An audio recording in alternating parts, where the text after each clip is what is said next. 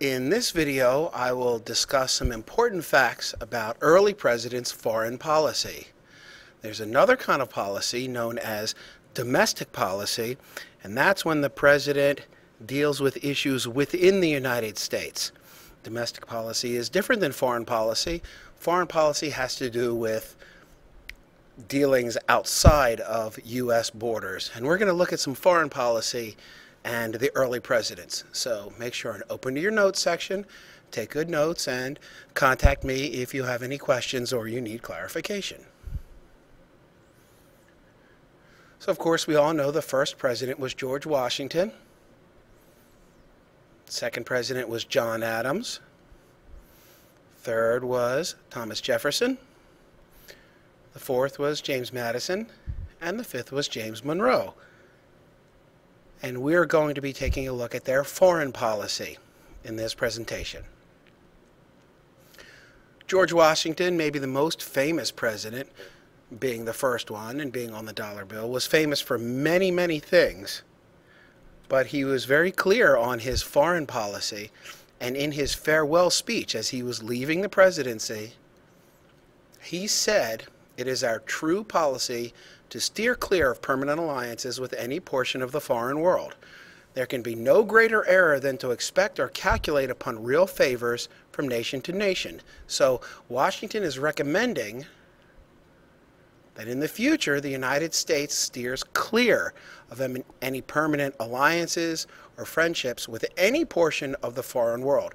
And we're going to take a look at the presidents that follow Washington and see if they followed his advice. Why did Washington recommend non-involvement with foreign countries?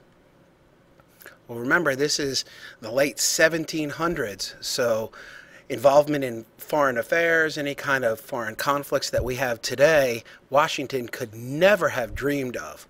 But why might he have made that recommendation then? Well, first, you have to remember the United States was still a brand new country. The United States had been around really only for a few years as its own country when Washington was president. And that was not the time to be involved in other countries' problems. Remember, the U.S. had just fought in the Revolutionary War. Huge conflict, great loss of life. And the last thing that Washington wanted to do was get involved in other countries' problems. And the U.S. was not prepared for military involvement abroad. Abroad means in another country. Other than Mexico and Canada, all countries are abroad from the United States, and that means sailing across the Pacific, the Atlantic oceans, and the United States didn't have a navy. Our military was not prepared for involvement with other countries at this time. And lastly, the U.S. economy was not yet fully developed. The country basically didn't have any money. And for all these reasons, Washington recommended non-involvement with foreign countries.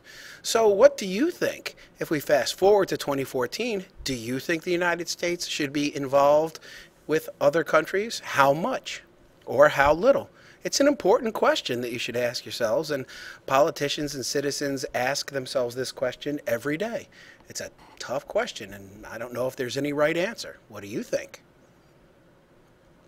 So moving along, the first 5 presidents of the United States, all of them lived in the White House except for one. Do you know which of the presidents did not live in the White House? If you said George Washington, you'd be correct. George Washington served as president from 1789 to 1797. He died 2 years later. And again, he was famous for many things. Probably what he's most famous for is that he was the first president. And it was difficult because he had no previous president to reflect on. Nobody came before him. He had to learn it all on his own for the first time. He also organized the new form of government under the Constitution. The Constitution was newly written, and Washington had to organize the government under the Constitution. One major event that took place during his presidency was the Whiskey Rebellion. The farmers protested a tax on whiskey, and Washington was able to shut it down without a fight. and of course Washington's farewell address, which discusses his views on permanent alliances. John Adams was next. He served as president from 1797 to 1801, very involved in foreign affairs. This could be considered foreign, but is probably a little bit closer to being domestic policy. The Alien and Sedition Acts were laws passed by Federalists in Congress to protect the government from its critics. So basically, John Adams, when he enacted the Alien and Sedition Acts, said that any American citizen who speaks out against the government could be arrested. And obviously this is in direct conflict with the First Amendment. Not too many people thought the Alien and Sedition Acts were a good idea. The XYZ affair, which is definitely foreign policy. French agents try to bribe the United States. They say, pay us money or our pirates will attack your ships. And Adams wasn't going to go for that. And this led to an undeclared naval war. Naval war is a war on the ocean. And although the war was never declared, there was definitely a conflict between the U.S. and France over the XYZ affair. And of course, not long after that, France became good friends with the United States. Thomas Jefferson was the third president. He served 1801 to 1809. Maybe you noticed this date. Jefferson died in 1826, and so did John Adams.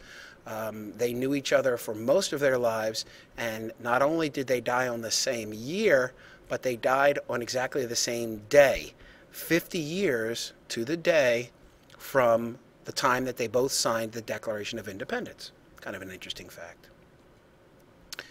Jefferson, while being probably known mostly for writing the Declaration of Independence, was also very famous for the Louisiana Purchase in 1803. Maybe you've heard of this. Jefferson buys a gigantic chunk of land from Napoleon Bonaparte, who was the dictator in France at this time, and that land consisted of everything from the Mississippi River to the Rocky Mountains. The Louisiana Purchase doubles the size of the United States. Major contribution of Thomas Jefferson. During his presidency, the British began to impress American soldiers. This is when the British kidnapped American soldiers and forced them to serve on British ships. Obviously, Jefferson in the United States is not going to go for this, and eventually the impressment of soldiers is going to lead to the War of 1812. The Embargo Act of 1807.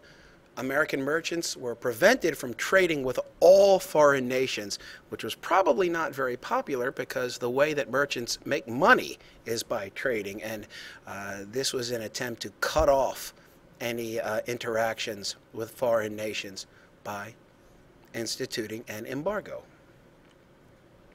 James Madison served as president from 1809 to 1817.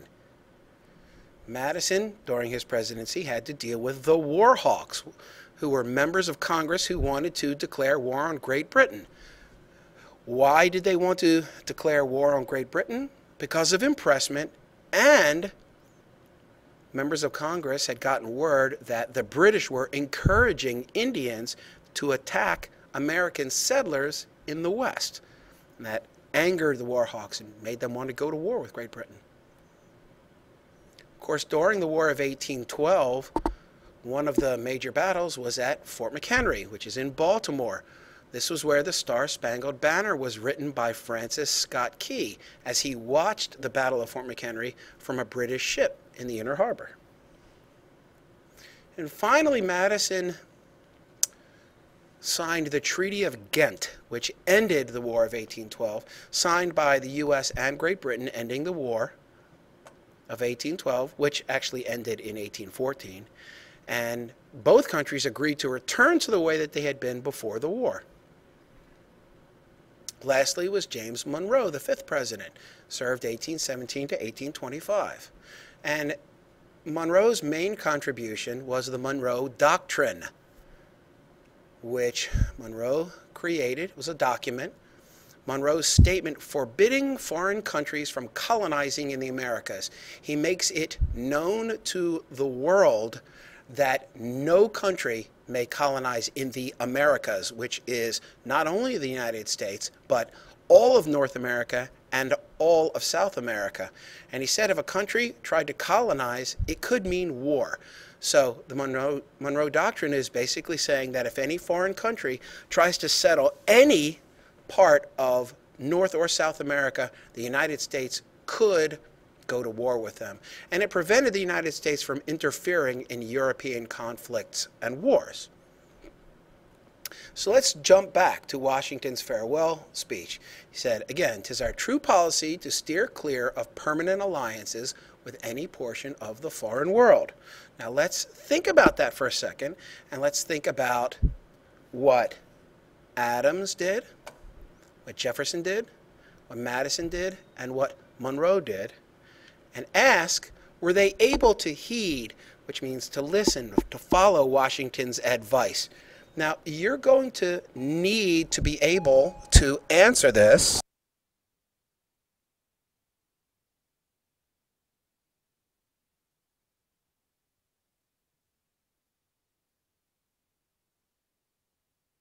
You're going to need to be able to describe each of their foreign policies, details from each, and then answer, in your opinion, were they able to heed Washington's advice? Again, any questions, any clarification you need, please contact me. And have a wonderful day.